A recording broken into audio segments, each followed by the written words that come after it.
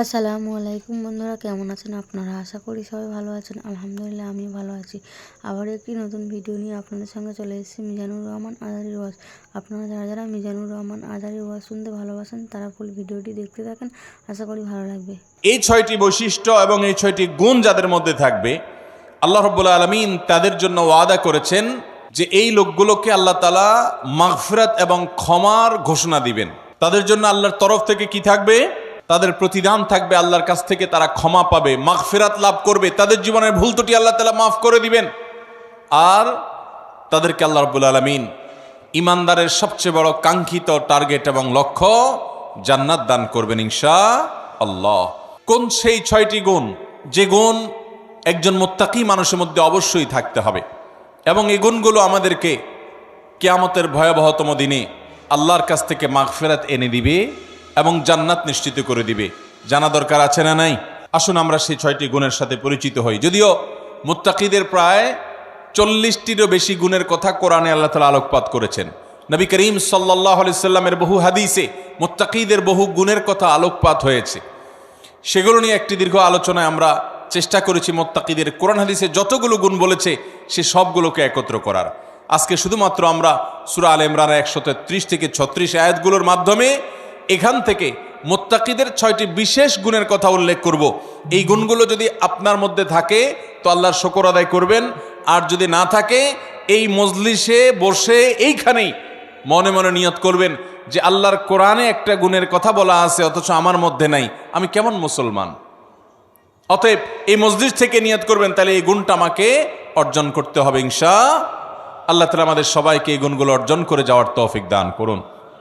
মোহতারাম হাজরিন, আল্লাহ রাব্বুল আলামিন বলেছেন ওয়াসারিউ ইলা মাগফিরাতিন মির রাব্বিকুম ওয়া জান্নাতিন আরদুহা কাআরদিস সামাওয়াতি ওয়াল আরদ। তোমরা আল্লাহর মাগফিরাতের দিকে দৌড়াও, প্রতিযোগিতা করো, অগ্রসর হও এবং জান্নাতের দিকে অগ্রসর হও। যে জান্নাতের প্রস্থ এই নবমণ্ডল এবং ভূমণ্ডল সমূহের যে দূরত্ব আছে, এ দুইয়ের মধ্যে যত পার্থক্য আছে এরকম, সেই জান্নাতের দিকে তোমরা দৌড়াও, প্রতিযোগিতা করো, সেদিকে অগ্রসর হও, মুসারা করো। আল্লাহর মাগফিরাত এবং জান্নাতের দিকে তোমরা অগ্রসর হও, সেদিকে অগ্রসর হও, সেদিকে আগাও। যেই জান্নাত আল্লাহ তৈরি করেছেন উইদ্দাত লিল মুত্তাকিন, মুত্তাকিদের জন্য। জান্নাত কাদের জন্য তৈরি হয়েছে ভাই? মুত্তাকিদের জন্য। নামে মাত্র মুসলমান, তাকওয়া তাহারাতের নামগন্ধ নাই, জান্নাত তাদের জন্য তৈরি হয় নাই ভাই। জান্নাত তৈরি হয়েছে আল্লাহর সেসব বান্দাদের জন্য যারা শুধু নামে মুসলমান না, যারা মুসলমানের মধ্যে আফার ক্লাসের মুসলমান, যারা মুত্তাকি। আল্লাহ তাআলা আমাদের সবাইকে মুত্তাকি হওয়ার তৌফিক দান করুন। ভাইরা আমার, মুত্তাকি হওয়ার চেষ্টা করব তো ইনশাআল্লাহ। আসুন মুত্তাকিদের বৈশিষ্ট্য জেনে নেই। কি তাদের বৈশিষ্ট্য? 1 নম্বরের বৈশিষ্ট্য আল্লাহ তাআলা বলছেন আল্লাযীনা ইউনফিকুনা ফিস সাররাই ওয়াদ দাররা। 1 নম্বরের বৈশিষ্ট্য হলো তারা সুখে দুঃখে, যখন তাদের সচ্ছলতা থাকে তখন, আবার যখন টাকা পয়সার টানাটানি থাকে তখন, সব সময় তারা আল্লাহকে খুশি করার জন্য যে জায়গায় দান করলে আল্লাহ খুশি হবেন, ভালো কাজে, অসহায় মানুষের সেবায়, মসজিদ মাদ্রাসায়, কল্যাণমূলক কাজে, সাদকায়ে জারিয়ায়, যে কোনো ভালো কাজে আল্লাহকে খুশি করার জন্য দান করে। দুনিয়ার মানুষের জন্য কাছে বাহবা পাওয়ার জন্য না, দান কার জন্য হবে? আল্লাহকে খুশি করার জন্য। এমনকি আরশের নিচে ছায়া পাওয়া মানুষগুলোর মধ্যে থেকে 7 শ্রেণী মানুষের ভিতরে 1 শ্রেণী হলো যারা দান করে, এমনভাবে দান করে যে তারা এক হাতে দান করে, অন্য হাতও টের পায় না। আর আমাদের তো আজকাল আল্লাহ তাআলা কোনো ভালো কাজ করার তৌফিক দিলে, একটু দানের তৌফিক দিলে, আমরা নাম বলতে বলতে, প্রকাশ করতে করতে, নাম ফুটাইতে ফুটাইতে, জাহির করতে করতে ওইটার সওয়াবের আর কিছুই বাকি থাকে না, বরং সেটা শিরকে আসগরের গুনাহে লিপ্ত হয়ে যেতে হয় রিয়া করার কারণে। মোহতারাম হাজরিন, এই জন্য মুত্তাকিদের 1 নম্বরের বৈশিষ্ট্য হলো সচ্ছলতায় অনেকে দান করে, কিন্তু আল্লাহর এই মুত্তাকি বান্দারা শুধু সচ্ছল থাকলেই দান করবে না, দিনকাল যখন একটু খারাপ যায়, কেনা বেচা দোকানে একটু কম হয়, তখনও সে অকাতরে দেয়, দিতে থাকে, কোনো কার্পণ্য করে না। তাহলে এই বৈশিষ্ট্যটা আমাদের, যার মধ্যে যতটুকু ঘাটতি আছে, এই মাহফিল থেকে, মজলিস থেকে আসুন মনে মনে নিয়ত করে নেই যে ইনশা আল্লাহ এখন থেকে আল্লাহ তাআলা আমাকে যতটুকু তৌফিক দিবেন ওখান থেকে আমি কিছু আল্লাহর রাস্তায় দান করব, আল্লাহকে খুশি করবার জন্য দিব। এবং যখন আমদানি ইনকাম অনেক ভালো তখনও দিব, যখন ইনকাম নাই একেবারে টানাটানি আছে ওখান থেকে একটু বাঁচিয়ে হলেও দিব। কারণ আল্লাহ তাআলা আমার দানের পরিমাণ দেখবেন না, আল্লাহ দেখবেন আমার সামর্থ্যের তুলনায় আমি কতটুকু করলাম। ঠিক না বে ঠিক?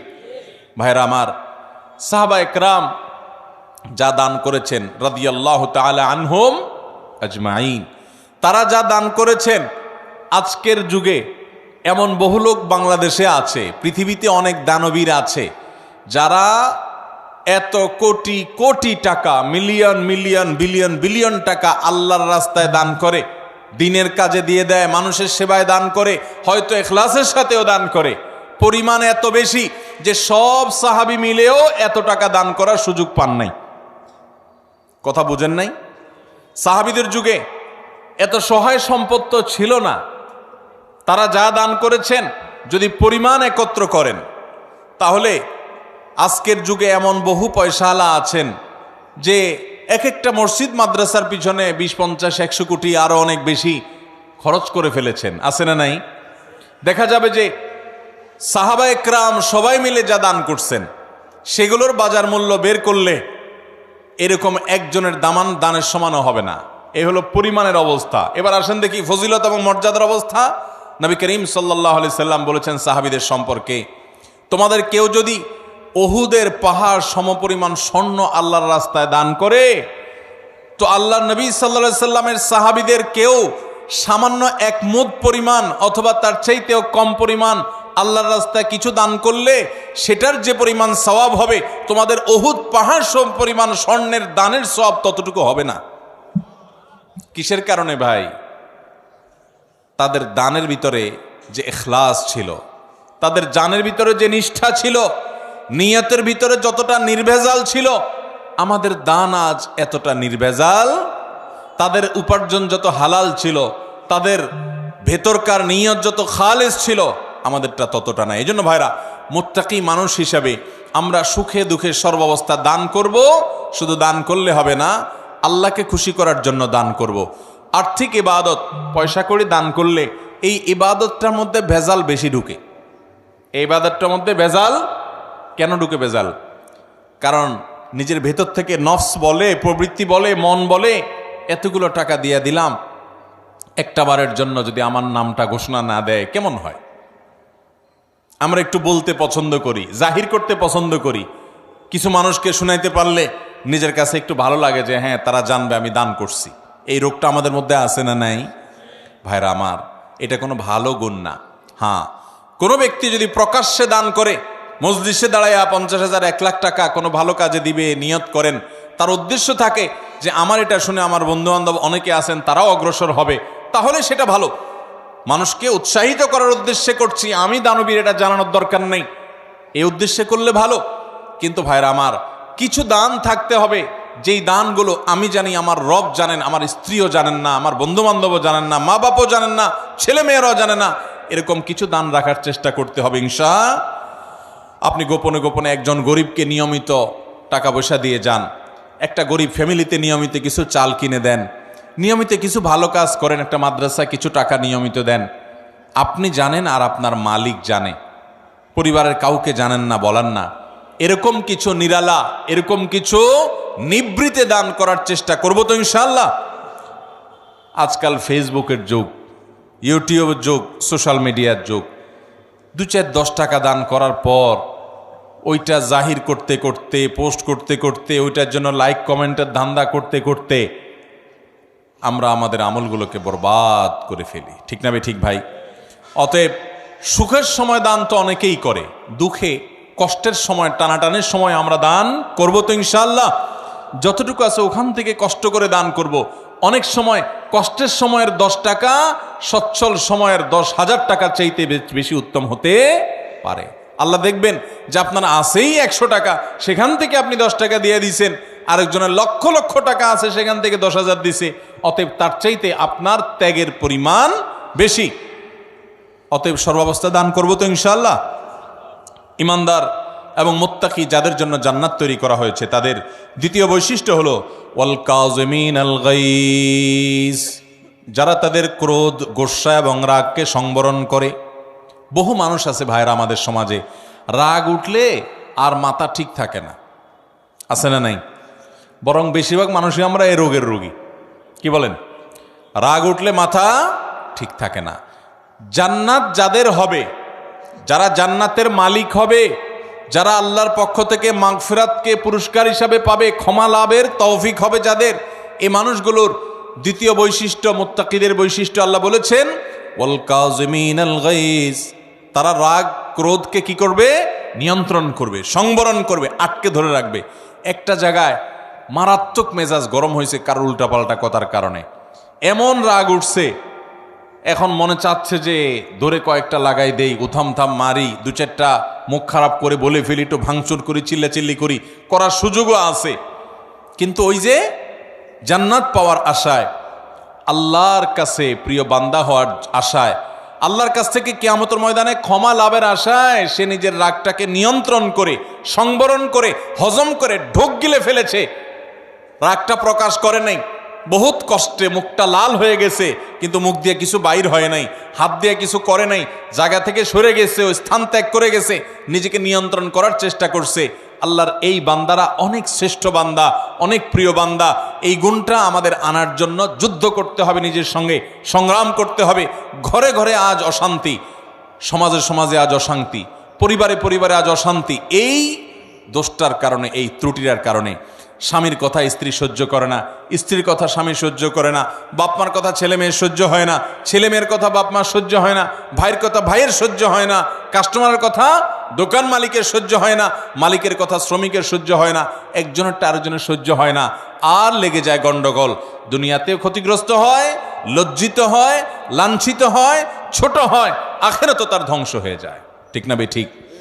এক সাহাবী এসে বলছেন, ইয়া রাসূলুল্লাহ আউসিনি, আমাকে আপনি একটু উপদেশ দেন। নবী করিম সাল্লাল্লাহু আলাইহি ওয়াসাল্লাম বলেছেন লা তাগদাব, তোমার জন্য উপদেশ হলো তুমি রাগ করবা না। বলেন যে ইয়া রাসূলুল্লাহ এটা বুঝলাম, আরেকটা উপদেশ করেন। নবী করিম সাল্লাল্লাহু আলাইহি ওয়াসাল্লাম বলেছেন দ্বিতীয় উপদেশও হলো রাগ করবা না। বলে ইয়া রাসূলুল্লাহ বুঝলাম, আরেকটা করেন। নবী করিম সাল্লাল্লাহু আলাইহি ওয়াসাল্লাম বলেছেন লা তাগদাব, তৃতীয় উপদেশও তোমার জন্য একটাই, যে রাগ করবা না। এরপর নবী করিম সাল্লাল্লাহু আলাইহি ওয়াসাল্লাম বলেছেন একবার লা তাগদাব ওয়ালাকাল জান্নাহ, রাগ করবা না, জান্নাত তোমার হবে। রাগ করবা না, জান্নাত তোমার হবে। বদরাগী বদমেজাজি ভাইয়েরা বোনেরা আমার, নিজেকে নিয়ন্ত্রণ করার চেষ্টা করব তো ইনশাআল্লাহ। মনে রাখবেন, রাগ আসলো আর ছেড়ে দিলেন যেখানে সেখানে, মাত্রা জ্ঞান রাখলেন না কার সামনে কোন জায়গায় কতটুকু রাগ ছাড়া যাবে, কতটুকু রাগ ছাড়লে আপনার মুখ খারাপ হবে না, আপনার দ্বারা আল্লাহর হারাম কাজ হবে না, গুনাহ হবে না, আল্লাহর সীমা লঙ্ঘন হবে না, সেই মাত্রা জ্ঞান রেখে পরিমাপ করে করে রাগ জাহির করতে হবে, নিজেকে নিয়ন্ত্রণ করতে হবে। নবী করিম সাল্লাল্লাহু আলাইহি ওয়াসাল্লাম বলেছেন সবচেয়ে বড় বীর বাহাদুর হলো যে ব্যক্তি রাগের সময় নিজেকে নিয়ন্ত্রণ করতে পারে। অনেক শরীরে শক্তি আছে, এটা আসল বীরত্ব না, রাগের চোটে শরীরে আগুন ধরে গেছে, মাগার নিজেকে বহুত কষ্ট করে ঠান্ডা করে রাখছে। রাগ নিয়ন্ত্রণ করতে পারে না দেখে ওই জায়গা থেকে বের হয়ে গেছে, মোবাইলে রাগ উঠে গেছে দেখে মোবাইল কেটে বন্ধই করে দিছে, রাগ বেশি হয়ে গেছে দেখি দাঁড়ানো থেকে বসে গেছে, বসা থেকে শুয়ে গেছে, ওযু করে নিয়েছে, তারপরেও নিজেকে কন্ট্রোলে রাখছে, রাগের কারণে পরিস্থিতি খারাপ হতে দেয় নাই। এই মানুষগুলো আল্লাহর প্রিয় বান্দা। আমরা চেষ্টা করব তো ইনশাআল্লাহ। দেখেন, জান্নাত যার তার জন্য না ভাই। বদমেজাজি হটমেজাজি রাগের চোটে যা তা বলেন, যা তা করেন, আপনার জন্য জান্নাত নয়। অতএব যুদ্ধ করব তো ইনশাআল্লাহ। শত সহস্র মামলা মোকদ্দমা, খুন, গন্ডগোল, ফাসাদ, মারামারি, এগুলো সব বন্ধ হয়ে যাবে যদি আমরা ইমানদাররা মুত্তাকিদের এই গুণটা অর্জন করি, ওয়াল কাযিমিনাল গাইস। চেষ্টা করব তো রাগ নিয়ন্ত্রণ করার ইনশাআল্লাহ। নাম্বার 3, ওয়াল আফিনা আনিন নাস। 3 নম্বর বৈশিষ্ট্য হলো এই মুত্তাকিদের জন্য, যাদেরকে আল্লাহ তাআলা মাগফিরাত পুরস্কার হিসাবে দিবেন। দুনিয়া থেকে মানুষ যাবে আখিরাতে ভয়ে নিজের অপরাধ পাপাচার নিয়ে পেরেশান থাকবে, আল্লাহ তাআলা বলবেন পুরস্কার নাও, পুরস্কার। পুরস্কার কি? তোমার সব গুনাহ মাফ করে দিলাম, আর তোমার জন্য জান্নাত বরাদ্দ করে দিলাম। সেই বৈশিষ্ট্যগুলো অর্জন করতে পারলে, 6টা বৈশিষ্ট্য অর্জন করতে পারলে এই দুটি নিয়ামত পাওয়া যাবে ইনশাআল্লাহ। তার ভিতরে 3 নম্বর বৈশিষ্ট্য হলো ওয়াল আফিনা আনিন নাস, মানুষকে ক্ষমা করতে জানতে হবে। এটার জন্য একটা বড় কলিজা লাগে, ছোট লোকরা এটা পারে না ভাই, ছোট মনের মানুষ, ছোট কলিজার মানুষ এটা পারে না। কি আমার সাথে এমন কথা বলল, এত বড় সাহস, এটা জীবনে ভোলা যায় না, আমি এটা কোনোভাবে বলতে পারবো না, না এটা আমার চোখের সামনে যেন না আসে। ঠিক আছে, রাগ যখন ওঠে, মাথা যখন হট মেজাজ হয়, তখন আপনার 1 দিন 2 দিন 3 দিন পর্যন্ত এরকম থাকতে পারে। শরীয়ত আপনাকে এতটুকু অনুমোদন করে, ঠিক আছে, রাগের চোটে মাথা গরম হয়ে 3 দিন আপনি এটা করতে পারেন।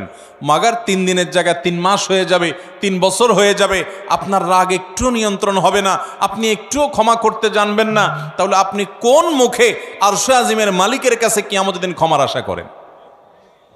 কথা বুঝাতে পারি নাই ভাই? আমরা আমাদের রব কিয়ামতের দিন ক্ষমা করুক চাই কি চাই না? যদি চাই তাহলে রবের গোলামদেরকেও ক্ষমা করা শিখতে হবে ভাইরা আমার। কাউকে যদি আপনি ক্ষমা না করেন, তার উপর অনেক জেদ থাকে, অনেক ক্ষোভ থাকে, অনেক রাগ থাকে আপনার ভিতরে, তাতে কষ্ট আপনার হবে কি হবে না? আরেকজনের প্রতি জেদ ক্ষোভ রাগের কারণে ভিতরে নিজের জ্বালা পোড়া হয় না, কষ্ট হয় না? আর যদি মাফ করে দেন, মাফ করলে যারে মাফ করছেন তার উপকার হোক বা না হোক, আপনার নিজের উপকার হবে, সাথে সাথে আপনার মনটা দেখবেন পাতলা হয়ে গেছে, আপনার মনটা যেখানে হালকা হয়ে গেছে, নির্ভার হয়ে গেছে, মনের ভিতরে মনে হবে একটা পাথর ছিল, পাথরটা জগদ্দল পাথর যেন সরে গেছে। যদি মানুষকে ক্ষমা করতে জানেন, মানুষকে ক্ষমা করবো তো ইনশাআল্লাহ। অনেক মানুষ আছে খুব শক্ত, লোহার মতো শক্ত, ক্ষমা করতে জানে না, একবার রাগ হইলে তো হইল, আছে না নাই?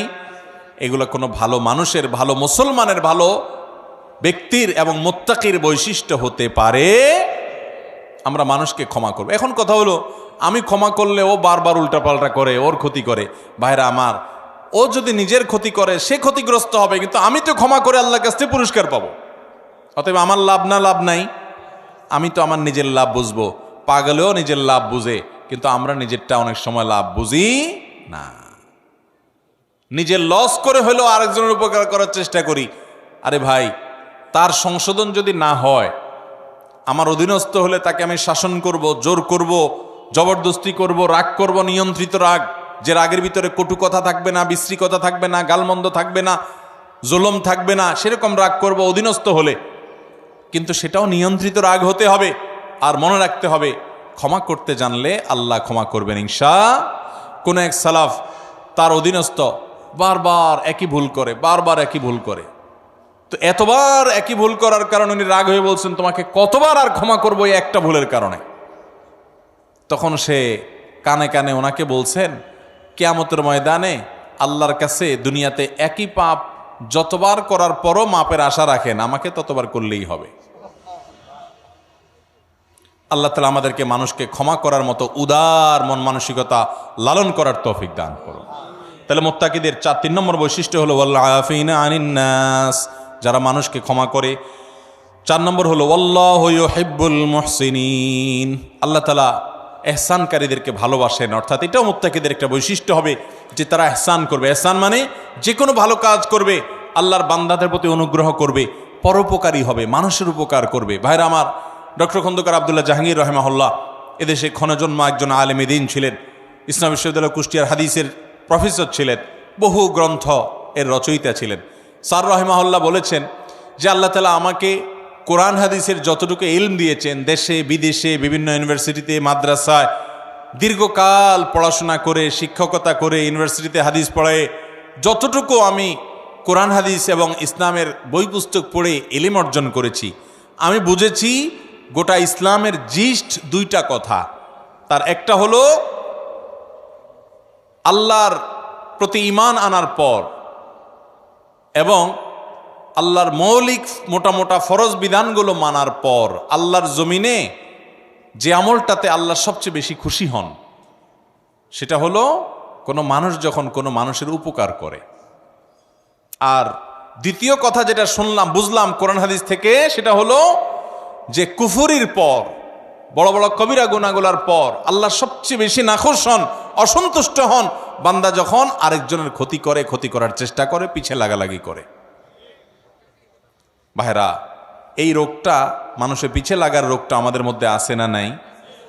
আছে।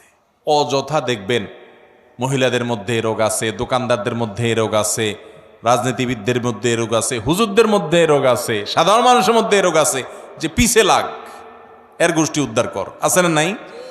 ইমানদার কারোর পিছে লাগবে না ভাই। ইমানদার নিজের চরকায় তেল দিবে। আমার কি হবে কিয়ামতের ময়দানে আমি জানি না। জীবনে 4 রাকাত নামাজ ঠিকমতো নামাজ পড়ে, মনোযোগের সাথে, খুশুখুশুর সাথে পড়ে আল্লাহর কাছে পেশ করার মতো রেডি করতে পারি নাই। কত ত্রুটি, কত মনোযোগ কোন দিক চলে যায়। সেখানে আমি সারা দুনিয়ার মানুষকে নিয়ে লাগবো, আমার নিজের কি হবে সেই চিন্তা করবে, সেই সাথে অন্যের ইসলাহ করব, মানুষের ক্ষতি করার উদ্দেশ্যে, ছিদ্র বের করার উদ্দেশ্যে, দোষ ধরার উদ্দেশ্যে পিছনে লাগালাগি করা।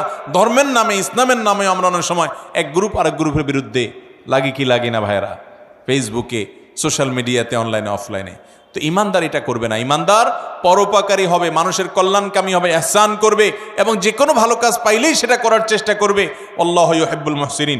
5 নম্বর বৈশিষ্ট্য হলো ওয়াল্লাযীনা ইযা ফাআলু ফাহিশাতান আও যালামু আনফুসাহুম যাকারুল্লাহ। যারা কোনো অশ্লীল, অন্যায়, জেনা, ব্যভিচার, অপরাধমূলক যে কোনো কর্মকাণ্ড, কোন একটা গুনাহের কাজ করে ফেলেছে, কারো গীবত করে ফেলেছে, কাউকে কষ্ট দিয়ে ফেলেছে, বা কোনো একটা গুনাহ করে ফেলেছে। ওয়াল্লাযীনা ইযা ফাআলু ফাহিশাতান আও যালামু আনফুসাহুম, অথবা নিজের প্রতি নিজে অবিচার করেছে। ভাইরা আমার, আমরা গুনাহ করলে কার ক্ষতি হয়? আল্লাহর ক্ষতি হয়। আল্লাহর কোনো হুকুম লঙ্ঘন করলে আল্লাহর ক্ষতি হয়। আল্লাহর কোনো ঠেকা আছে ভাই? আমরা দুনিয়ার সব মানুষ মিলে যদি একত্র হয়ে সবাই মিলে যদি হারামে চলে যাই, আল্লাহর কোনো লস আছে? আল্লাহর কোনো লস নাই। আর আমরা সবাই মিলে যদি আল্লাহর গোলামি শুরু করে দিই, আল্লাহর কোনো লাভ আছে? আল্লাহর কোনো ঠেকা নাই ভাই।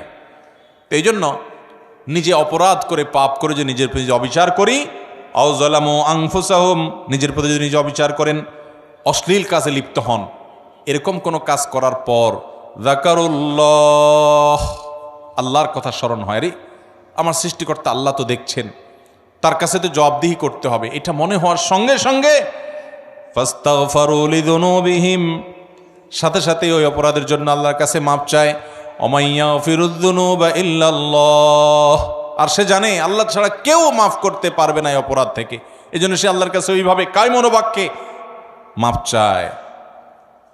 এই বৈশিষ্ট্যটা থাকবে যাদের, মুত্তাকিদের, যে কোনো গুনাহ হলে মানুষ হিসাবে গুনাহ হয়ে যেতে পারে, যখনই গুনাহ হয়ে যাবে সাথে সাথে বিলম্ব না করে দ্রুততার সাথে আল্লাহর কাছে মাপ চাইবে। আল্লাহর কথা স্মরণ হবে, আরে আমি তো এটা করতে পারি না, ইমানদার হিসাবে, জান্নাত প্রত্যাশী মানুষ হিসাবে সে আল্লাহর কাছে মাপ চাবে। 6 নম্বর বৈশিষ্ট্য হলো ওয়ালাম ইউসিরু আলা মা ফাআলু ওয়া হুম ইয়ালামুন, এবং একটা পাপ একবার হয়ে গেলে নিজেকে নিজে সে ভৎসনা করে, রাগ করে, নিয়ন্ত্রণ করে, আর সে সেই অপরাধের ধারে কাছেও যায় না। একবার হয়ে গেছে, আল্লাহর কাছে মাপ চাইছে, আর যেন না হয় সেজন্য সে আপ্রাণ চেষ্টা করে। এটা হলো 6 নম্বরের বৈশিষ্ট্য। এই বৈশিষ্ট্যগুলো আবারও আমি এক নজরে বলে দিচ্ছি। নাম্বার 1, যারা দান করে সুখে দুঃখে সর্বাবস্থায়। নাম্বার 2, যারা নিজের রাগ গুসাকে নিয়ন্ত্রণ করে, কন্ট্রোল করে। নাম্বার 3, যারা মানুষকে ক্ষমা করে। নাম্বার 4, যারা মানুষের প্রতি ইহসান করে এবং যে কোনো ভালো কাজ সে করার চেষ্টা করে। নাম্বার 5, কোনো অশ্লীল কাজ করলে, কোনো গুনাহের কাজ করলে, নিজের প্রতি নিজে জুলুম অবিচার করে ফেললে সাথে সাথে আল্লাহর কথা স্মরণ হওয়ার সাথে সাথে সে ক্ষমা চায়, মাপ চায়, ফিরে আসে। আর নাম্বার 6, সেই পাপ কাজ আর কখনো করে না। এই 6টি বৈশিষ্ট্য যাদের থাকবে, আল্লাহ বলেছেন উলাইকা জাযাউহুম মাগফিরাতুম মির রাব্বিহিম ওয়া জান্নাত, এই লোকগুলোর আল্লাহর পক্ষ থেকে কিয়ামতের ময়দানে এই 6টা বৈশিষ্ট্য নিয়ে যদি কেউ যেতে পারে, তো আল্লাহর পক্ষ থেকে সে ক্ষমা এবং মাগফিরাত এটা পুরস্কার হিসাবে গ্রহণ করবে এবং জান্নাত লাভ করবে। তাজরি মিন তাহতিহাল আনহার, যার তলদেশ দিয়ে নহর প্রবাহিত হবে, সেই চিরসুখের ঠিকানা জান্নাত পাবে। খালিদিনা ফিহা, সেখানে সে চিরকাল থাকবে। ওয়া নি'মা আজরুল আমিলিন, আর আল্লাহর জন্য আমলকারী বান্দাদের পুরস্কার কতই না সুন্দর এবং উত্তম হবে ইনশাআল্লাহ। মুত্তাকিদের এই 6টা গুণ অর্জন করার চেষ্টা করব তো ইনশাআল্লাহ। আমি যেটা শুরুতে বলেছি এখন আবারও বলছি, আপনার আমার ভিতরে সেটা আছে না নাই? ওইটা রিলেট করি, ওইটা খেয়াল করি, যেটা নাই ওইটা আনার চেষ্টা করি। করবো তো ইনশাআল্লাহ। আল্লাহ তাআলা আমাদের সবাইকে তৌফিক দান করুন। ভিডিওটি ভালো লাগলে একটি লাইক, কমেন্ট ও শেয়ার করে পাশে থাকবেন বন্ধুরা। যারা যারা শেষ পর্যন্ত ভিডিওটি দেখেছেন তাদের জন্য অনেক অনেক ভালোবাসা থাকলো বন্ধুরা। আরও নতুন নতুন ভিডিও পেতে চ্যানেলটিকে সাবস্ক্রাইব করে পাশে থাকবেন বন্ধুরা। ভালো থাকবেন, ধন্যবাদ।